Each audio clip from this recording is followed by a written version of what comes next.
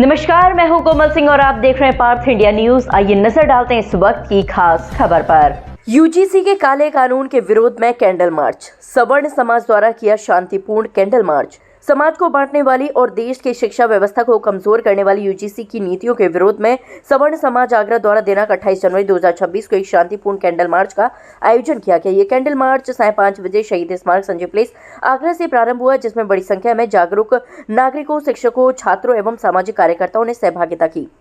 आयोजकों ने बताया कि यूजीसी द्वारा लागू किए जा रहे नए कानून शिक्षा के मूल सिद्धांतों, समानता के अधिकार और भारतीय संविधान की भावना के विपरीत है। इन नीतियों से समाज में विभाजन की स्थिति उत्पन्न होगी और इसका सीधा नकारात्मक प्रभाव छात्रों, शिक्षकों और शैक्षणिक संस्थानों के अधिकारों पर पड़ेगा। कैंडल मार्च के माध्यम से स्पष्ट संदेश दिया गया कि देश की शिक्षा व्यवस्था के साथ किसी भी प्रकार का भेदभाव, अन्याय और मनमानी स्वीकार नहीं की जाएगी। ये आंदोलन किसी एक वर्ग विशेष तक सीमित न होकर समस्त समाज के भविष्य एवं लोकतांत्रिक मूल्यों की रक्षा के लिए है। सवर्ण समाज आगरा ने शहर के सभी जागरूक नागरिकों, शिक्षकों, छात्रों, अभिभावकों एवं सामाजिक संगठनों से अपील की है कि वे अधिक से अधिक संख्या में आगे आकर इस शांतिपूर्ण जन आंदोलन को अपना समर्थन दे। इस कैंडल मार्च में प्रमुख रूप से सभी गणमान्य लोग मौजूद रहे।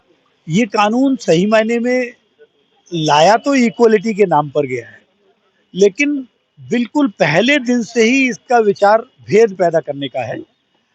मैं ये कहना चाहूँगा कि जिस प्रकार से इसमें दो बातें ऐसी हुई हैं।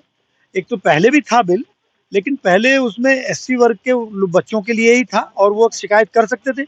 लेकिन उसमें एक बहुत अच्छी बात ये थी, जो होना चाहिए कि यदि शिकायत गलत हो तो उसका दंड भुगतना पड़ेगा, तो इसलिए शिकायतें नहीं होती थी। अब क्या हुआ है कि उसमें शिकायतकर्ता वर्ग में पिछड़े वर्ग को भी जोड़ दिया गया है। पिछड़े वर्ग को जोड़ने से एक बड़ा वर्ग इस प्रकार का हो गया, जिसमें कि इसीलिए ये सवर्ण के नाम पर हो रहा है। अन्यथा ये हिंदू के नाम पर अगर देखेंगे तो उसमें जो भेद है वो जातिगत अलग बात है, लेकिन पढ़ने वाले बच्चों के बीच में ये भेद लाना कि ये एससी वर्ग का है कि ये पिछड़े वर्ग का है, उनको शिकायत करने का अधिकार है और शिकायत गलत पाए जाने पर कोई दंड का प्रावधान नहीं है। और उससे भी ज्यादा खराब बात क्या है कि किसी सवर्ण बच्चे को अगर किसी से कोई शिकायत हो जाए तो उसे शिकायत करने का भी अधिकार नहीं है। तो इन बातों को लेकर ही हम लोग विरोध में हैं। और लोग कहते हैं अरे साहब कानून अभी ऐसा क्या बिगड़ गया जिससे कि, लेकिन बिगड़ता क्या है इसका एक उदाहरण देके बात को पूरी करूंगा कि जैसे जब ये दहेज वाला कानून आया था ना, तो उस समय एक तरफा ऐसा हो गया था कि लड़की वाले की तरफ ही सारे लोग हो जाते थे, और उसमें मैंने अपने मित्र के पिताजी को आत्महत्या करते हुए देखा है कि जैसे पुलिस आ जाती है तो आत्महत्या कर ली। तो ऐसे ही जब ये कानून, आजकल एक एक दो दो बच्चे हैं लोगों के पास, बच्चे यूनिवर्सिटी में पढ़ेंगे, किसी बच्चे के खिलाफ कुछ होगा, उनके माँ बाप पर क्या बीतेगी, यह सब भविष्य की बातें हैं, लेकिन होंगी जरूर।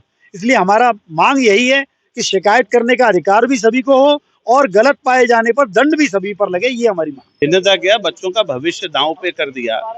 बच्चों का भी भविष्य, वहाँ के टीचर्स का भी भविष्य, वहाँ के सारे लोगों का भविष्य दांव पे है। ये परिस्थिति बड़ी विषम परिस्थिति पैदा कर दे रहे हैं। ऐसी परिस्थिति में बच्चा पढ़ेगा या लड़ेगा, ये लड़ाई का मैदान बना दिया है।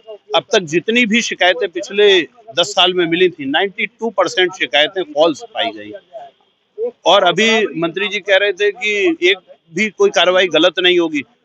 इनके सारे बिल सबने देखे, इनके सारे डिसीजन जनता ने देखे।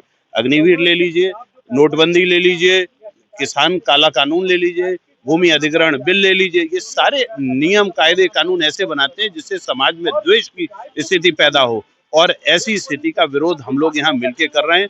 आप झूठी शिकायतों पे लोगों को कार्रवाई नहीं करेंगे। आपको अगर इतना ही डर है तो हर कॉलेज में चप्पे चप्पे पे कैमरा, और वो भी वॉइस वाला कैमरा लगा दीजिए ना। जो भी बातचीत चर्चा हो रही है उसकी रिकॉर्डिंग होगी।